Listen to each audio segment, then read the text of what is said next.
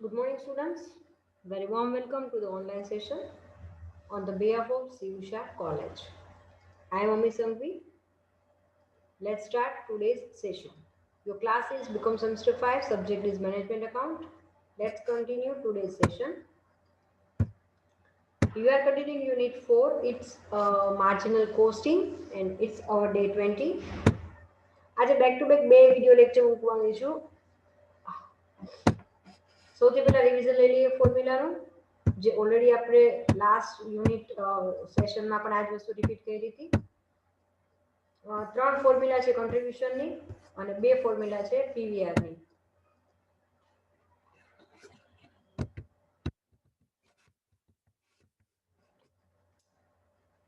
જો તમે આજે આ યુનિટમાં પહેલો લેક્ચર અટેન્ડ કરી રહ્યા છો તો આ નોટ ડાઉન કરી લેજો. આનું એક્સપ્લેનેશન ઓલરેડી મેં લાસ્ટ અગાઉના જેટલા પણ વિડીયો છે બધામાં આપેલું છે. કોન્ટ્રીબ્યુશન આપણે આખા ચેપ્ટરમાં જે આપણે યુઝ કરવાનું છે એના શોર્ટ ફોર્મ અને ફૂલ ફોર્મ આપેલા છે.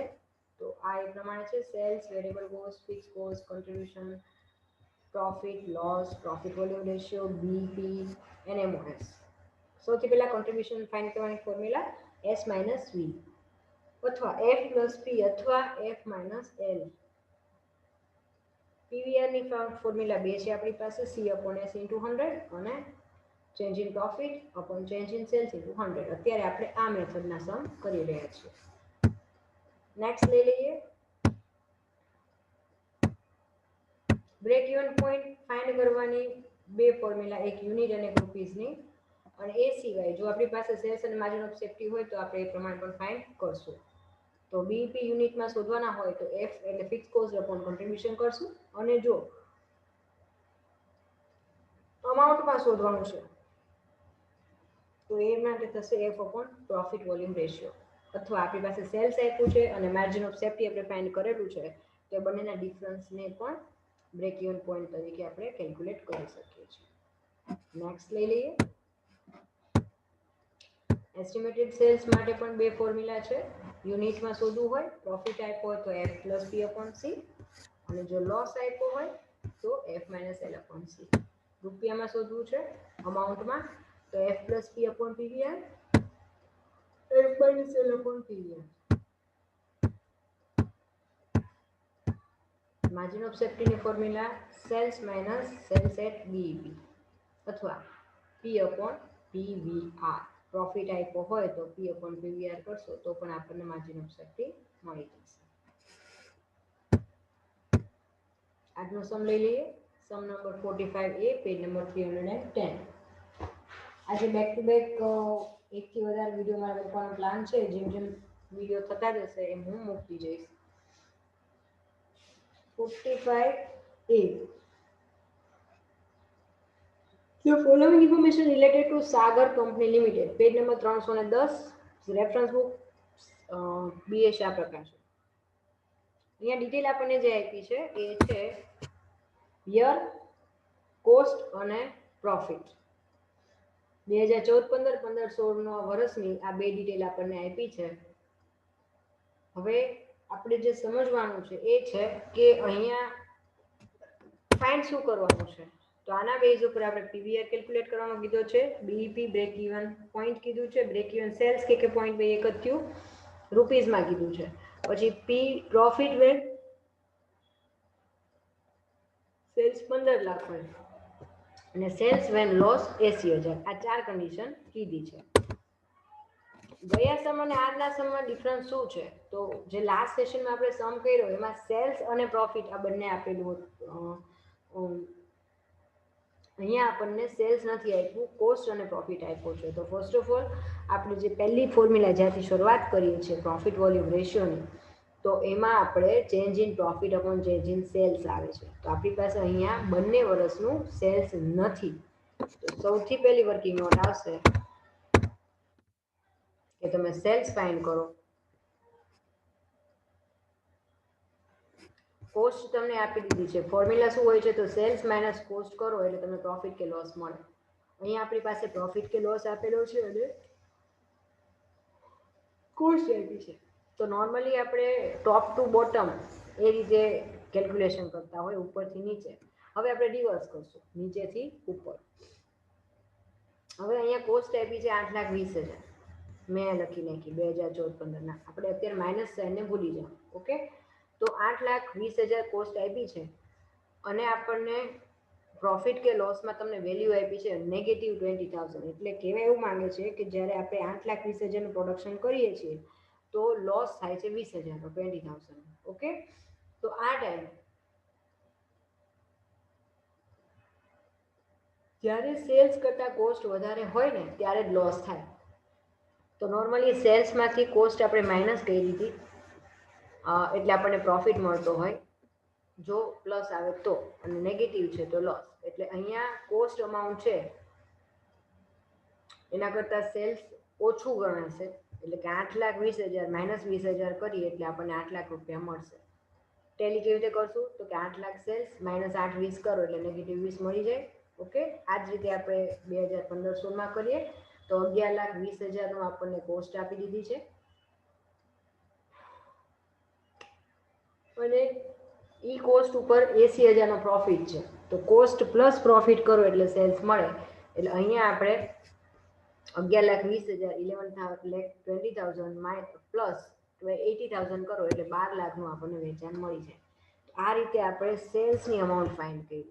કારણ આપણું જે ફોર્મ્યુલા છે પીવીઆરની, એમાં ફોર્મ્યુલા શું છે? Change in profit upon change in sales.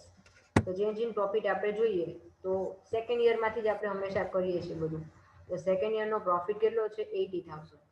તો 80,000 મૂક્યા માઇનસ આ વર્ષનો પ્રોફિટ અથવા લોસ. તો અહીંયા નેગેટિવ છે તો માઇનસ -20,000 એટલે માઇનસ માઇનસ શું થઈ જશે? પ્લસ. નોર્મલી 80,000માંથી આપણે 20 જો પ્રોફિટ જ હોત તો આપણે માઇનસ કરે, પણ લોસ છે એટલે શું કરશું?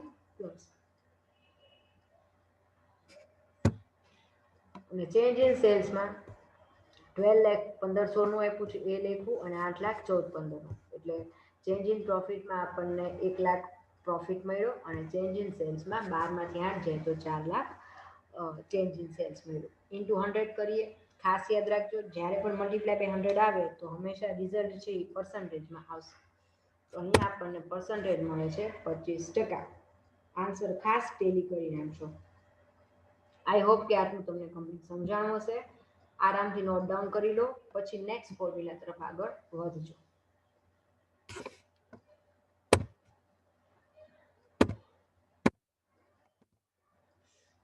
પર્ટિક્યુલર સેલ્સ પ્રોફિટ અથવા લોસ.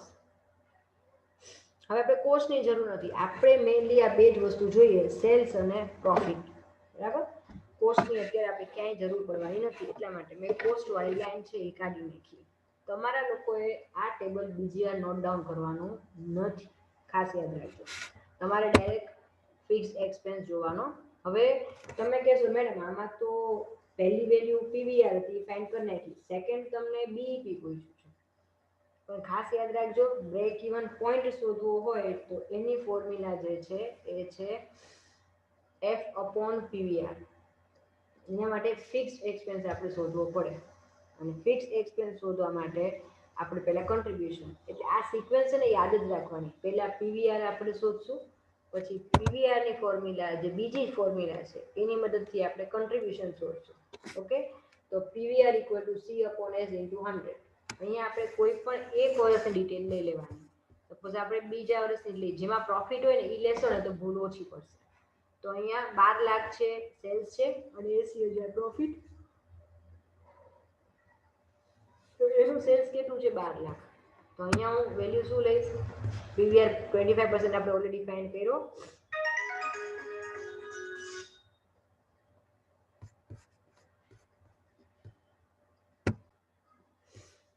તો અહીંયા પીવીઆર 25% આપણે ઓલરેડી ફાઇન્ડ કર્યા હતા એ મૂક્યા. સેલ્સ આપણે જેમાં પ્રોફિટ હોય વધારે પ્રિફર કરવાનું, તો આપણે એ લીધું. એટલે આપણને સીની વેલ્યુ મળશે. અહીંયા આપણે અમાઉન્ટ જોઈએ તો 100 અને અહીંયા 00 કટ કરી નાખી એટલે 12,000 રહેશે. તો એ ડિવિઝનમાં છે, સામે એ મલ્ટીપ્લાયમાં જતા રહે. એટલે સી અહીંયા લખો 25 મલ્ટીપ્લાય બાય 12,000. કન્ટ્રીબ્યુશન આપણને મળ્યું 3,00,000 રૂપિયા. હવે કન્ટ્રીબ્યુશનની ફોર્મ્યુલા લઈએ, એફ પ્લસ પી. તો ફિક્સ કોસ્ટ આપણે ફાઇન્ડ કરવી છે.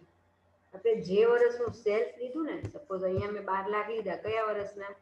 2015-16 સેમ યરનું પ્રોફિટ કે લોસ લેવાનું. ઓકે, તો અહીંયા પ્રોફિટ છે, જો મેં આ લીધું હોત તો માઇનસ એલ કરે, આપણે 12 લાખ લીધા છે એટલે માઇનસ પ્લસ 80,000, એટલે એફ સી આપણે ફાઇન્ડ કરી નાખ્યું 3 લાખ, એફ ફાઇન્ડ કરવો છે, પી ની વેલ્યુ અહીંયા આપણે આપી છે 80,000, તો F equal to 3 lakh minus 80,000, એટલે એફ ની વેલ્યુ આવશે 2,20,000.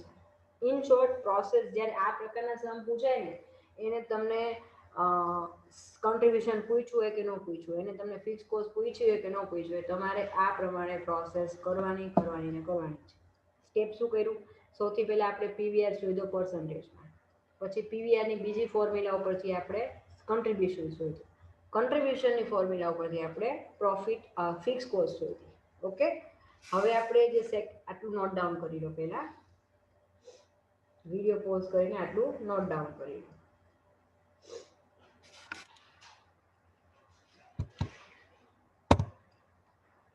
હવે સેકન્ડ પોઈન્ટ આપણને જે કીધું છે બ્રેક ઇવન પોઈન્ટ, એની ફોર્મ્યુલા છે f upon pvr. આપણી પાસે બંને વસ્તુ છે જ. ફિક્સ કોસ્ટ આપણે ફાઇન્ડ કરી 2,20,000 અને પર્સન્ટેજ રેશિયો છે પ્રોફિટ વોલ્યુમ રેશિયો એ 25% ઓલરેડી કરેલો છે. તો અમાઉન્ટ આવે છે બીપી એટલે કે break even point in rupees, તો એ છે 8,80,000. ઓકે, નોટ ડાઉન કરી લો, પછી આગળ કન્ટિન્યુ કરજો.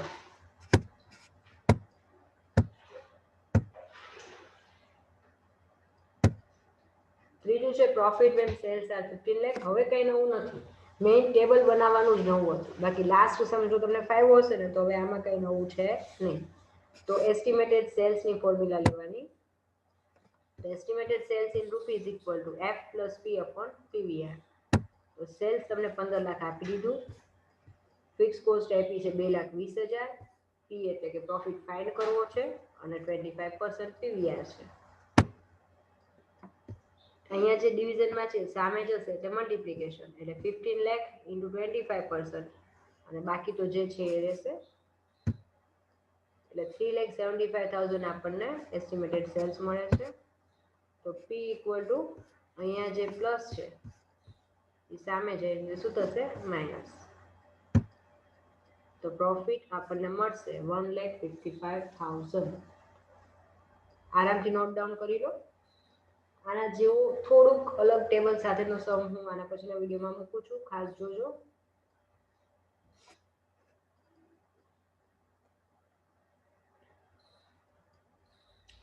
વિડીયોને પોઝ કરીને નોટ ડાઉન કરી લો.